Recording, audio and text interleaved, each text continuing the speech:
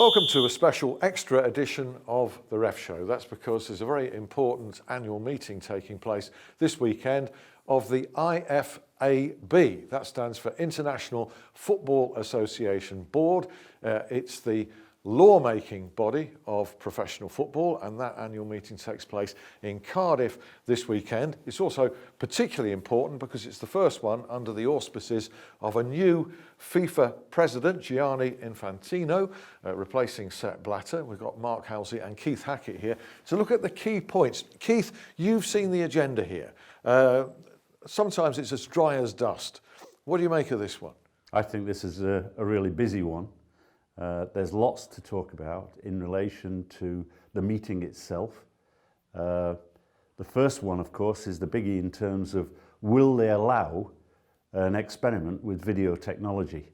I know that the MLS are very keen to take that on board and run it as an experiment in their league, looking at three aspects, not the way that we wanted to use it, but to say, look, penalty kicks, key sending off decisions, and review them through a video process.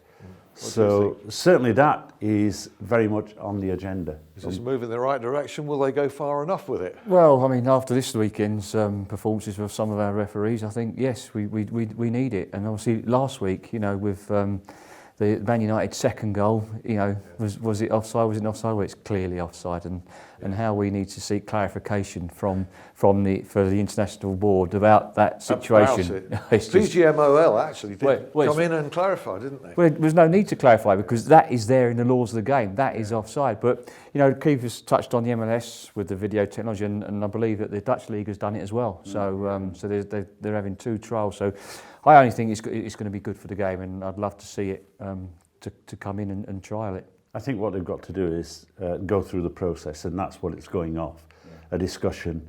You know, if when they set this up, just like goal line technology, they set it up, that helped them to write the criteria and then to experiment and then review scientifically that experiment. So they're doing that with video technology. If they give the go-ahead on that, then that's a real positive.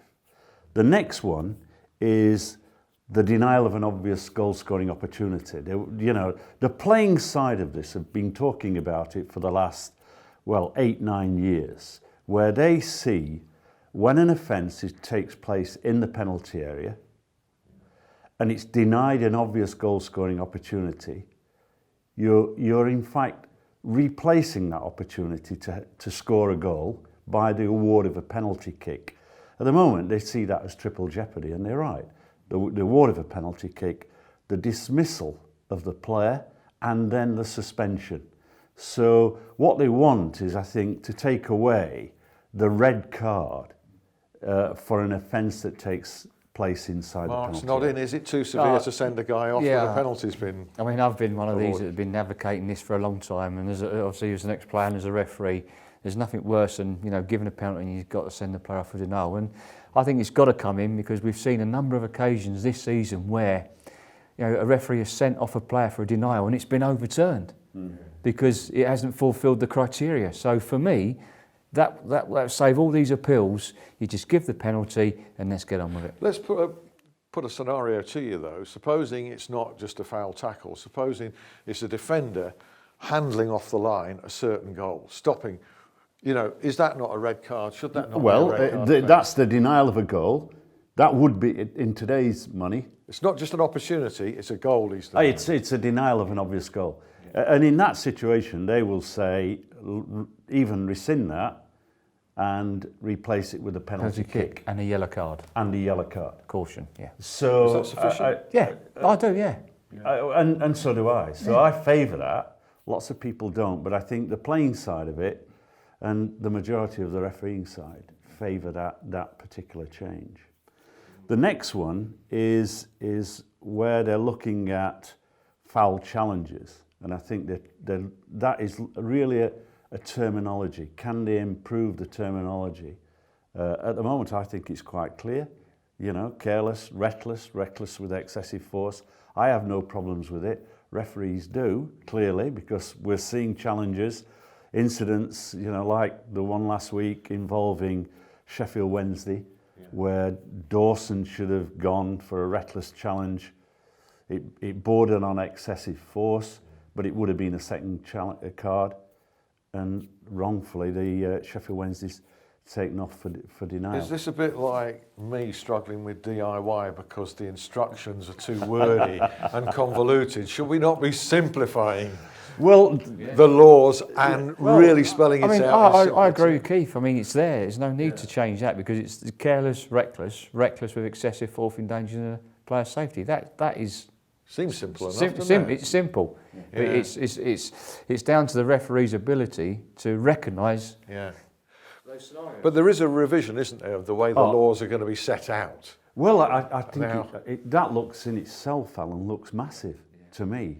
I look and they say, well, it's at the moment it's 200 and odd pages, and it's almost going to be halved. That might lead to some confusion. Yeah, unless it might seek clarification. Might seek clarification and simplify the text. Fine, but the danger is that then takes away some of the history, and that law then begins to be interpreted incorrectly. That's the danger. As a journalist, that is going to be one hell of a rewriting exercise. It's got to be watertight, isn't it? It has. Really. I mean, I'm with Keith. I don't think the actual the way referees referee a game of football changes. I think it's just to be the text in the wording of the law. What about sin bins? Where do you stand on those? They're going to be discussed, aren't they? Yes, they are. And, I know for a number of years David Ellery has been a real supporter of the use of sin bin, and he may have been involved in this process. I see it working really well in terms of rugby. And it's not, it's a brutal sport, and it gives the player the time to calm down. In football, I have a problem in that, one, does it do away with the yellow card? That's the first question that I want answering. And the danger that it becomes weak refereeing.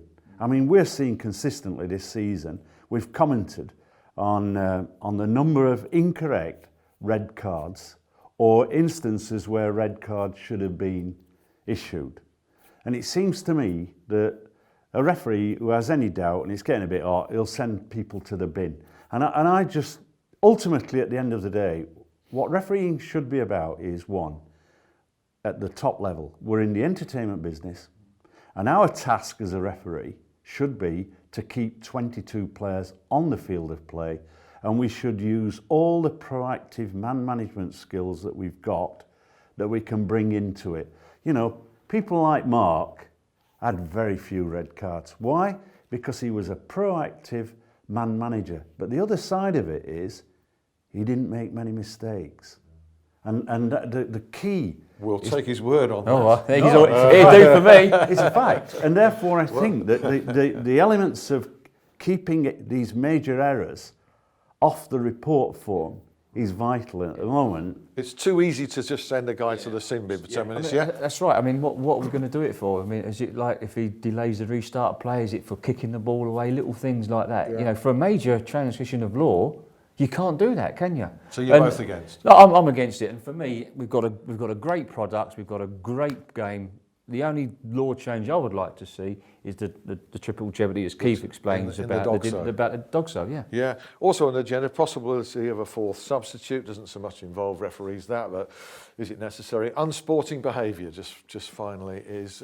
I don't know where that's going to lead. Do you? No, I don't. I mean, I'm quite clear that it's easy for a referee to detect what he considers to be unsporting behaviour. It used to be ungentlemanly conduct, and then it became unsporting behaviour. A typical use of unsporting behaviour is when there's an attack down the wing or down the centre, and a defender deliberately handles the ball to prevent an attack. And for me, that takes away the enjoyment of the game, because it's a foul that has been committed that actually takes away an attacking move. Fine.